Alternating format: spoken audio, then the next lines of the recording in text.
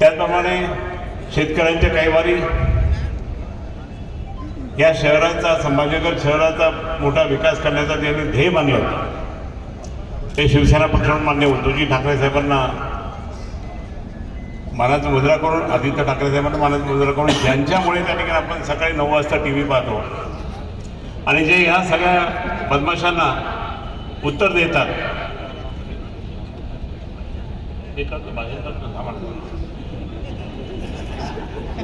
असे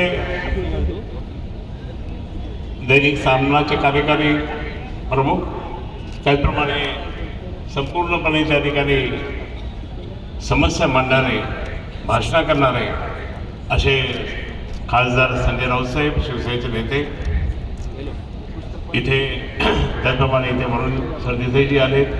आमचे एकनिष्ठ आमदार, 5 आमदार गद्दार झाले, फुटले, त्यांचा मी सगळं गठ्ठा आणलेला होता. 5 मिनिटात सगळं संपवणार मी. पण आज या ठिकाणी उपस्थित उदयसिंगजी, इतर मान्यवर सगळे उपस्थित, तनवानीजी आहेत, अंबादाजी आहेत, त्याच्यानंतर मग बाकी दुसरे सर्व मान्यवर आहेत, उपस्थित बंधू आणि भगिनी माता. आज या ठिकाणी आपल्या सर्वांना माहीत आहे, संपूर्ण महाराष्ट्रात एक मोठं चैतन्य निर्माण केलं माननीय उद्धवजींनी आणि सगळीकडे भाषणं सुरू झालेली, लोकांची जळसंवाद सुरू झाला की काय काय नाही. आज महाराष्ट्राची परिस्थिती खूप मोठी डाऊन आहे आणि ती डाऊन त्या ठिकाणी प्रत्यक्ष रूपामध्ये त्या ठिकाणी जे काही चाललंय महाराष्ट्रामध्ये, खून खराबा, बाकी काय काय साहेब बोलतील पुढे, सगळे पक्ष फोडण्याचं काम त्यांचं चालू आहे. हे अशा पक्ष फोडणाऱ्या लोकांना त्या ठिकाणी आपण सरळ केलं पाहिजे. म्हणूनच मी या ठिकाणी सांगतो, पक्ष फोडण्यामध्ये त्या ठिकाणी आज शिवसेना प्रमुख माननीय बाळासाहेब ठाकरेंनी आपल्या सर्वसामान्य कार्यकर्त्यांना मोठं केलं, मोठ्या पदावर नेमलं, अनेकांना नेमलं, अनेकांना त्या ठिकाणी मोठ्या संधी दिल्या. पण ज्यांना संधी दिली त्यांनी गद्दारी केली. त्यात गद्दार 1 नंबरचा गद्दार असेल तर त्या ठिकाणी शिंदे, दुसरा जर असेल तर त्या ठिकाणी भारतीय जनता पार्टीकडनं आलेले, आणि सगळे दोघांनी म्हणून सगळे आपला पक्ष फोडला. तरी मान्य उद्धवजी डगमगले नाही.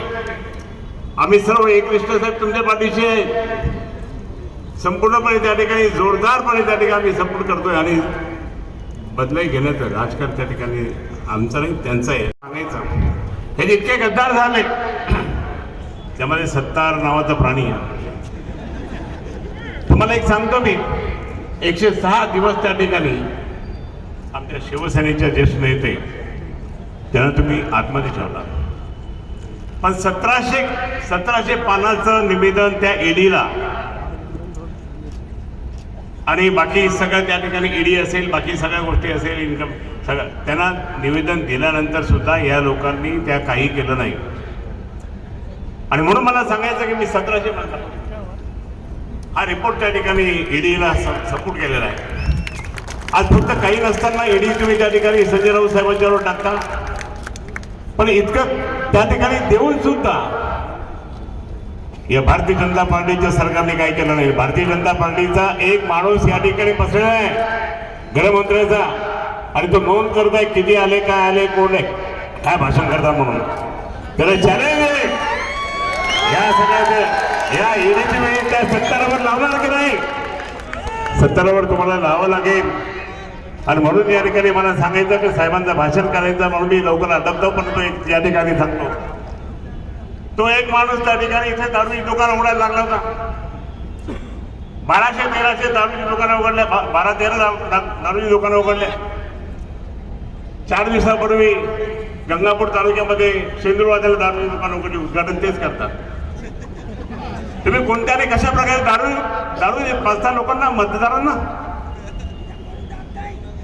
एका ठिकाणी मध्ये खेळलेले काय केलं, पहिलं काय केलं, हिंदुत्वाचा प्रचार केला, मंदिरं बांधले, बाकी सर्व धर्मीयांना मदत केली. मी त्या ठिकाणी सत्य केले, मी ते काम केलं. मी दारूची दुकान नाही उघडले, भुमड्या दारूची दुकान नाही उघडली. तू दारूची दुकान उघड, लोकांना पास काही कर, तुझं त्या ठिकाणी भलं होणार नाही. आणि म्हणून या सगळ्या दृष्टिकोन मला सांगायचं, एक त्याकडे वैजापूरचा तो त्याने एका महिलेवर त्याच्याच भाऊजाईवर त्या ठिकाणी अत्याचार केला, तरी पोलिसांनी काय केलं. असं अनेक जण, एक जण रोज बडबड करतो 72व्या मजल्यावर जाऊन बसला तो. अरे कोणामुळे तुम्ही त्या ठिकाणी मोठे झाला हे सगळं करता. मला या ठिकाणी सांगायचं पोलिसांना सुद्धा, तुम्ही त्या भुमऱ्याचं ऐकून या ठिकाणी आम्हाला बाहेर सभा नाही होती, आज या ठिकाणी तुम्ही सभा करता. कोण पालकमंत्री? मी पण पालकमंत्री होतोय जिल्ह्याचा, सगळा मदत केलेली आहे. पण तुम्ही अशा पद्धतीने त्या ठिकाणी जर ऐकत असेल तर पहा, माननीय उद्धवजी आहे इथे. काही दिवसानंतर उद्धवजी मुख्यमंत्री बनणार, आम्ही सगळे सत्ताधारी होत आणि तुमचं काय करू आम्ही. आणि म्हणून मी या ठिकाणी सांगतो, जितक्या आज माननीय उद्धवजींनी आपल्या शहरासाठी काय नाही केले. आणि म्हणून मी या ठिकाणी जास्त वेळ भाषण न करता फक्त लक्षात ठेवा मित्रांनो, या लोकांचा कसा समाचार घ्यायचा. तो इम्तियाज जलील त्याने काय केलं असेल, त्यांनी ते एका बँकेचा, आदर्श बँकेचा घोटाळा काढला आणि मोठे मोठे आंदोलन केलं. ते कोणासाठी काढलं मामा? आपण सगळे कागद घेऊन त्या ठिकाणी विभागीय आयुक्ताला CPI आले, मुख्यमंत्र्यांनी आम्ही जे बोललो तेच ते बोलले. जे काही होते ते अमाऊंट जे होता तो अमाऊंट सुद्धा त्या ठिकाणी कोणी घ्यायलाच तयार नाही, तर काय करणार. पण या ठिकाणी तो येऊन हे करतो, त्याचा इम्तियाज जलील तर त्याने जो भ्रष्टाचारी माणूस आहे, संपूर्ण संभाजीनगर जिल्ह्यामध्ये कुठे गेला तर नाहीच. दारूचे धंदे, दारूवाल्याकडे पैसे, गुटखावाल्याकडनं पैसे, हे सगळे प्रकार त्याचे. आणि म्हणून आता ह्या बँकेवाल्यांना फसवायचा. अरे बँकेमध्ये सगळ्यात जास्त पैसा कोणाचा असेल तर इम्तियाज जलीलच्या माणसांचा आहे, ते त्याचे मित्र आहे. म्हणून चाललं मी हिंदूंना सांगतो, तुम्ही रडू नका, आम्ही तुमच्यासाठी आहोत. पण तुम्ही त्या ठिकाणी हे म्हणता की इम्तियाज जलीलने केलं, तुम्ही का नाही केलं? आम्ही जे केलं ते इम्तियाज जलीलने पण नाही केलं. आम्ही सगळी इन्क्वायरी काढली. आणि म्हणून या ठिकाणी सांगतो, एक चौथा राज्यमंत्री फक्त घोषणा करतो, मी असं केलं, मी ते हे आणतो, ते कोणाचाही पैसे मला सांगा. प्रधानमंत्री मुद्रा लोन मिळालं कोणाला सांगा, हात वर करा. मग गोष्टी करतो तो. आणि म्हणून मी या ठिकाणी सांगतो, माननीय उद्धवजी ठाकरे साहेबांच्या सोबतच आपण राहून त्या ठिकाणी त्यांचं नेतृत्व बोलू आणि जबरदस्तपणे आपण जी पहिली ताकद होती आपली संभाजीनगरची, हा गड माननीय बाळासाहेबांचा आहे, शिवसेना प्रमुखांचा गड आहे. अनेक जण येतं काय कसं काय चाललं, बा तुम्ही हा गड कोणाचा आहे?